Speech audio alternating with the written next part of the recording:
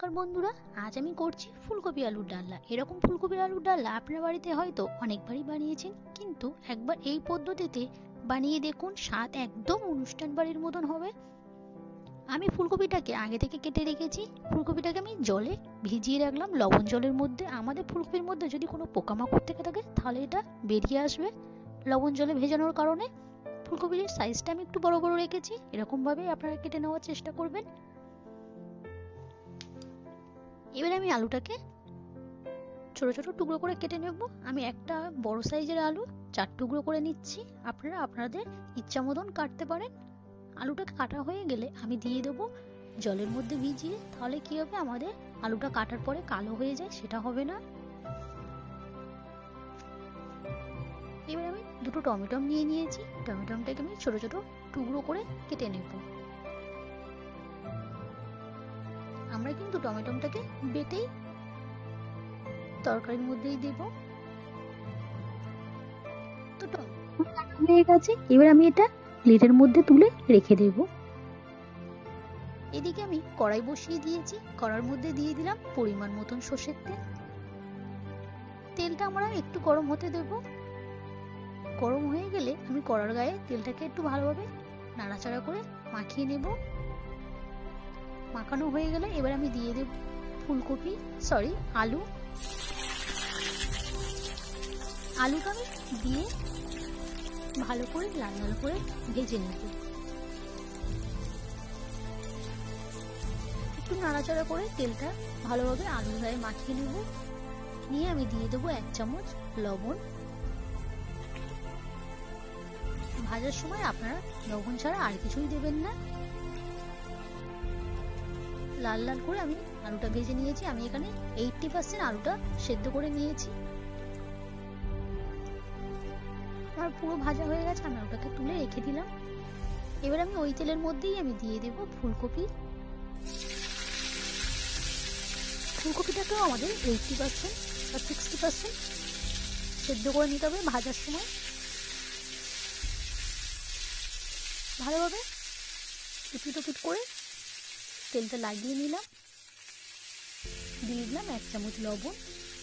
এতেও আপনারা লবণ ছাড়া আর কিছুই দেবেন না।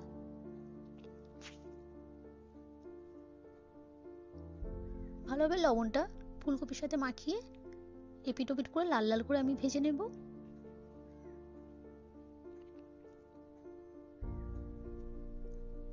ফুলকপিটা আমাদের ভাজা হয়ে গেছে, আমি ফুলকপিটাকে তুলে রেখে দেব। আমি ফুলকপিটা অল্প অল্প করে ভাজছি, যেহেতু আমার ফুলকপিটা অনেকটাই। আবার আমি একইভাবে এই ফুলকপিটাকেও ভেজে নেব। এদিকে আমি ননস্টিক প্যান বসিয়ে দিয়েছি। নিয়ে নিয়েছি বড় সাইজের দারচিনি, 4টে লবঙ্গ, 4টে এলাচ, 4টে গোলমরিচ, 3টে শুকনো লঙ্কা, সাই জিরা 1 চামচ, আর 1 চামচ নিয়েছি গোটা ধনে। ওটাকে আমি ড্রাই রোস্ট করে গুঁড়ো করে নেব।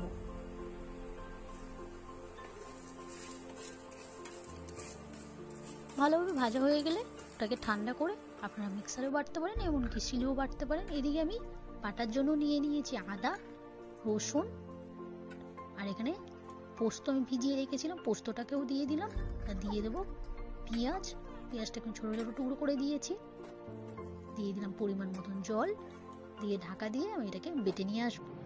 বাটা হয়ে গেলে তারপরে আমি দিয়ে দেবো টমেটোটাকে দিয়ে আমি ভালোভাবে আবার বেটে নিয়ে আসবো।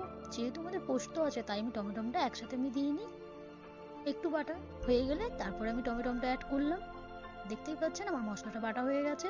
এদিকে আমি ওই তেলের মধ্যেই আমি দিয়ে দেবো 1 চামচ হলুদ আর 1 চামচ কাশ্মীরি লঙ্কার গুঁড়ো। এইটা দেওয়ার সময় আপনাদের গ্যাসের ফ্লেমটাকে একদম লোতে রাখতে হবে। দিয়ে একটু নাড়াচাড়া করে এবার আমি দিয়ে দেবো যে বেটে রাখা মশলাটা, আদা রসুন, এটাকে আমি দিয়ে দিলাম।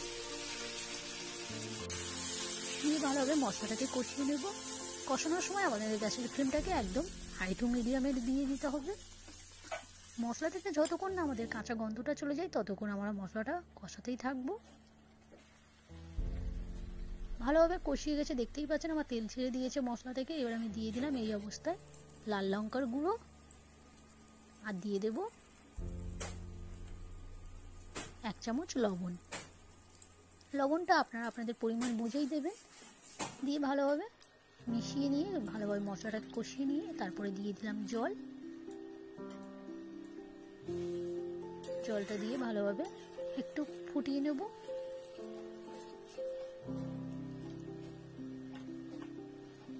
ফুটে উঠলে আমি দিয়ে দেব 1 চামচ জিরে গুঁড়ো। আমি যেভাবে মশলাটা দিচ্ছি আপনারা চেষ্টা করবেন এইভাবে মশলাটা দেওয়ার, যাতে আমাদের টেস্টটা খুবই ভালো হবে। একটু ফুটে গেলে তারপর আমি দিয়ে দেব আলু, ভেজে রাখার আলু এবং ফুলকপি দিয়ে ভালোভাবে নাড়াচাড়া করে নেব। একটু নাড়াচাড়া করে এবার আমি দিয়ে দেব এই অবস্থায় কাঁচা মটরশুঁটি কড়াই দিয়ে ভালোভাবে মিশিয়ে নেব।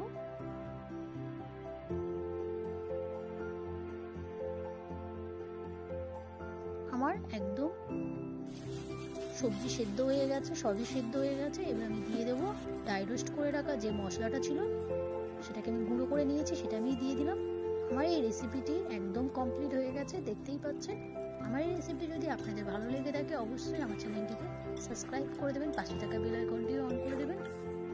যদি আমার চ্যানেলে নতুন কোনো ভিডিও আসে আপনাদের কাছে নোটিফিকেশন চলে যাবে। ভালো লাগলে অবশ্যই লাইক, কমেন্ট, শেয়ার করতে একদমই ভুলবেন না।